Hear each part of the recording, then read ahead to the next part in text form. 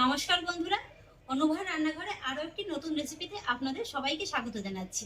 Maggi তো অনেক রকম ভাবে আপনারা তৈরি করে বাচ্চাদের দিয়েছেন, তবে আজকে আমি ম্যাগি দিয়ে সম্পূর্ণ একটা রেসিপি তৈরি করে দেখাবো, যেটা খেলে কিন্তু শুধু বাচ্চারা না, বড়রাও কিন্তু আপনার রেসিপি ফ্যান হয়ে যাবে। আসুন তাহলে দেখে নিন বন্ধুরা, ম্যাগি দিয়ে আমার এই দুর্দান্ত স্বাদের নতুন রেসিপিটি।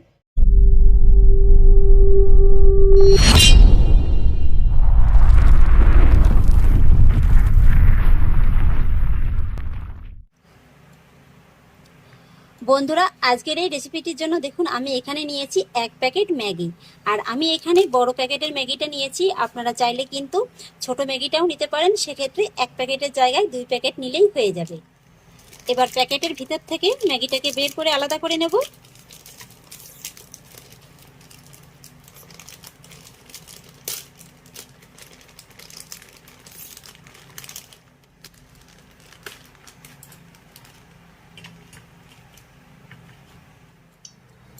আর এবার বন্ধুরা আমি ম্যাগিটাকে ভেজে নেব, সেই জন্য কড়াইতে দিয়ে দিয়েছি পর্যাপ্ত পরিমাণে সাদা তেল।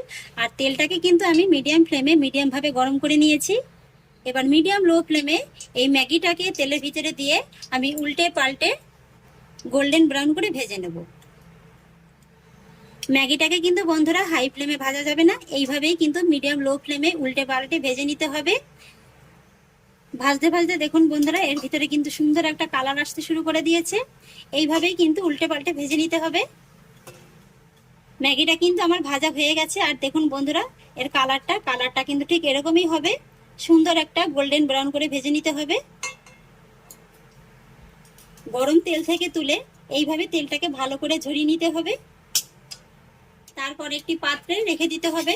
আর এইভাবেই রেখে এটাকে খুব ভালো করে ঠান্ডা করে নিতে হবে।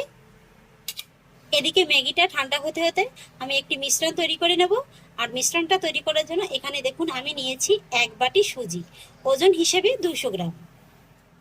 আর এবার এই সুজির ভিতরে দিয়ে দেব একই বাটি মেপে 4-এর 1 ভাগ মতো টক দই। সেই সঙ্গে দিয়ে দেব স্বাদ অনুযায়ী লবণ আর কিছুটা ধনেপাতা কুচি। এবার সমস্ত উপকরণগুলো প্রথমে একবার চামচের সাহায্যে মেখে নেব। তারপর এর ভিতরে অল্প অল্প করে জল দিয়ে আমি একটি ব্যাটার তৈরি করে নেব। ব্যাটারটি তৈরি করা হয়ে গেছে। আর বন্ধুরা, আমি যে বাটিটা মেপে সুজিটা নিয়েছিলাম সেই বাটিরই কিন্তু 1 বাটি জল লেগেছে ব্যাটারটি তৈরি করতে। আর ব্যাটারের ঘনত্বটা দেখুন বন্ধুরা, ঠিক কিন্তু এরকমই হবে, একটু কিন্তু পাতলা পাতলা করে নিতে হবে।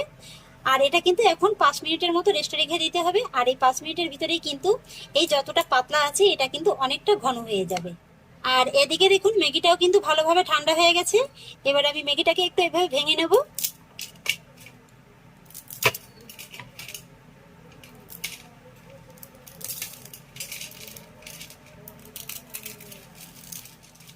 বন্ধুরা, আপনারা আমার রেসিপিটা দেখতে দেখতে ভাবতে পারেন যে ম্যাগিটাকে ভেজে নেওয়ার কি প্রয়োজন ছিল, এটাকে তো শুধু কাঁচা দিলেই হয়ে যেত। না বন্ধুরা, এটা কিন্তু কাঁচা দিলে হতো না। কাঁচা দিলে ম্যাগির যে একটা কাঁচা গন্ধ সেটা কিন্তু এই রেসিপিটাতে লাগতো, খেতে কিন্তু ভালো লাগতো না। আর এইভাবে যদি একটু ভেজে দেওয়া হয়, সুন্দর একটা ক্রাঞ্চি ভাব লাগে, কিন্তু মুখের ভিতরে খেতে কিন্তু দুর্দান্ত লাগে। ম্যাগিটা ভেঙে নেওয়া হয়ে গেছে। আর এবার আমি এই ম্যাগিটা দিয়ে দেব এই সুজির মিশ্রণের ভিতরে। তবে মিশ্রণের ভিতরে মিশিয়ে দেওয়ার আগে আমি আপনাদের ঘনত্বটা একটু দেখিয়ে দিচ্ছি। এই যে দেখুন বন্ধুরা, এই 5 মিনিটের ভিতরে কিন্তু এটা অনেকটা ঘন হয়ে গেছে। এর টেক্সচারটা কিন্তু ঠিক এরকমই হতে হবে। এবার ভালো করে ম্যাগিটা সুজির সঙ্গে মিশিয়ে দেব। ম্যাগিটাও আমি ভালো করে মিশিয়ে দিয়েছি। আর এবার আমি এর ভিতরে অ্যাড করব এই চা চামচের 3-এর 1 ভাগ মতো বেকিং সোডা। বেকিং সোডাটাও ভালো করে মিশিয়ে দেবো। আর বন্ধুরা, বেকিং সোডাটা মিশানোর পরে কিন্তু অপেক্ষা করা যাবে না, সঙ্গে সঙ্গে কিন্তু এটাকে তৈরি করে নিতে হবে। আর এবার দেখুন আমি কিন্তু গ্যাসে পরে একটি ননস্টিকের প্যান বসিয়ে দিয়েছি। এই প্যানটাতে আজকের এই রেসিপিটা তৈরি করব। প্যানে লাগিয়ে দেব সামান্য একটু সাদা তেল। তেলটা লাগিয়ে নেওয়ার পরে প্যানটাও কিন্তু খুব ভালোভাবে গরম হয়ে গেছে।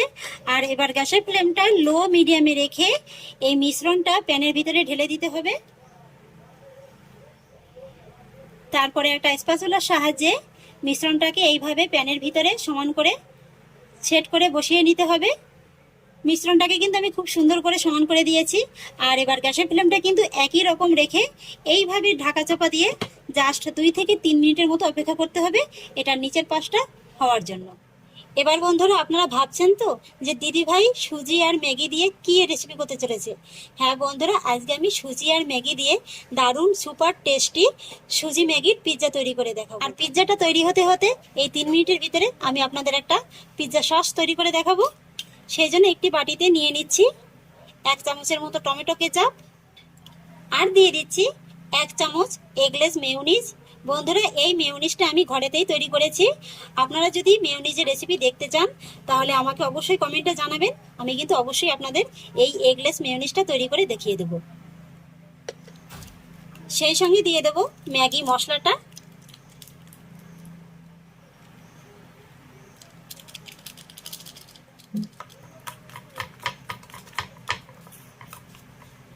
ভালো করে মিশিয়ে দেব।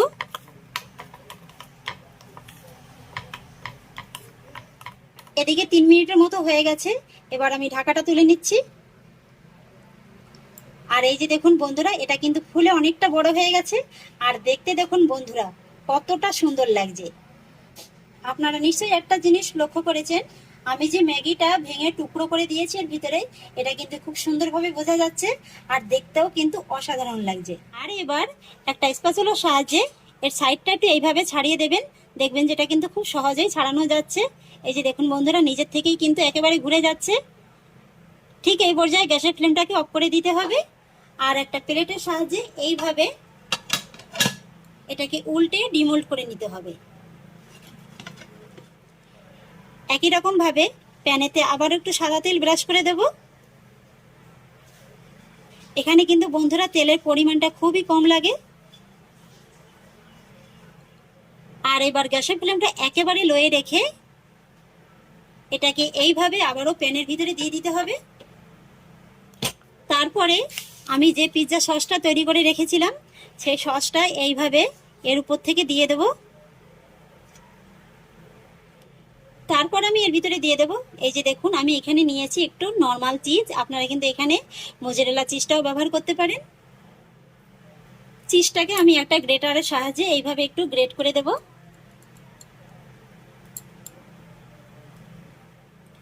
আর তারপরে দেখুন আমি এখানে নিয়েছি কিছুটা সবজির উপকরণ, নিয়েছি কিছুটা ক্যাপসিকাম, একটু পাকা টমেটো, তারপরে নিয়েছি কিছুটা পেঁয়াজ আর কাঁচা লঙ্কা কুচি আর সুইট কর্ন। সুইট কর্নটা যদি হাতের কাছে থাকে তাহলে বন্ধুরা অবশ্যই দেওয়ার চেষ্টা করবেন। এবার আমি এক এক করে এই সবজিগুলোকে সব এই পিৎজার পরে এইভাবে সেট করে দেব।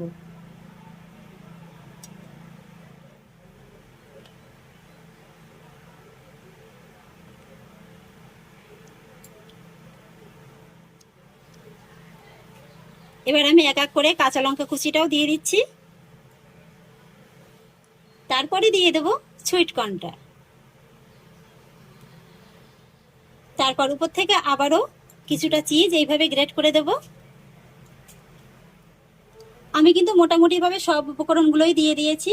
আর এবার গ্যাসের ফ্লেমটা কিন্তু একই রকম লোয়ে রেখে আবারও একই রকম ভাবে ঢাকা চাপা দিয়ে আমি 2 থেকে 3 মিনিটের মতো এই পিৎজাটাকে তৈরি হতে সময় দেব। এবার বন্ধুরা আবারও 3 মিনিট বাদে আমি আপনাদের দেখিয়ে দিচ্ছি, আর দেখিয়ে দিচ্ছি যে পিৎজাটা কত সুন্দর হয়েছে। এই যে দেখুন বন্ধুরা, ওয়াও কি সুন্দর হয়েছে দেখুন বন্ধুরা, দেখতে কতটা লোভনীয় লাগছে।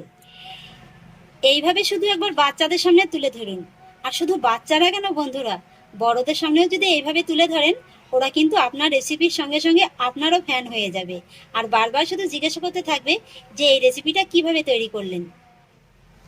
সব শেষে আমি এর উপর থেকে ছড়িয়ে দেব কিছুটা চিলি ফ্লেক্স। হাতের কাছে যদি অরিগানোটা থাকে সেটাও দিতে পারেন, সেটা দিলে কিন্তু আরো ভালো লাগবে খেতে। এই যে বন্ধুরা দেখুন ফাইনালি তৈরি হয়ে গেল আমার সুজি ম্যাগি দিয়ে ইনস্ট্যান্ট পিৎজা রেসিপি। দেখতে বন্ধুরা যতটা লোভনীয় লাগছে, এটা কিন্তু খেতে তার থেকে অনেক বেশি মজাদার লাগবে। এবার আমি শুধু আপনাদের একটু পিৎজাটাকে কেটে দেখাচ্ছি।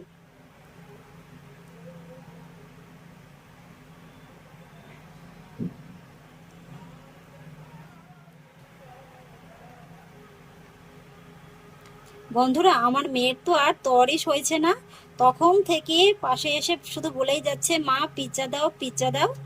তাই ফার্স্ট পিৎজার টুকরোটা আমি ওর হাতেই দেব। এই যে দেখুন বন্ধুরা, আমি এক টুকরো পিৎজা হাতে নিয়ে নিয়েছি। আর পিৎজার ভিতরটা শুধু দেখুন একবার বন্ধুরা, ভিতরটা কিন্তু খুব সুন্দর একেবারে জালিদার হয়েছে। আর ম্যাগিটাও কিন্তু খুব সুন্দরভাবেই বোঝা যাচ্ছে।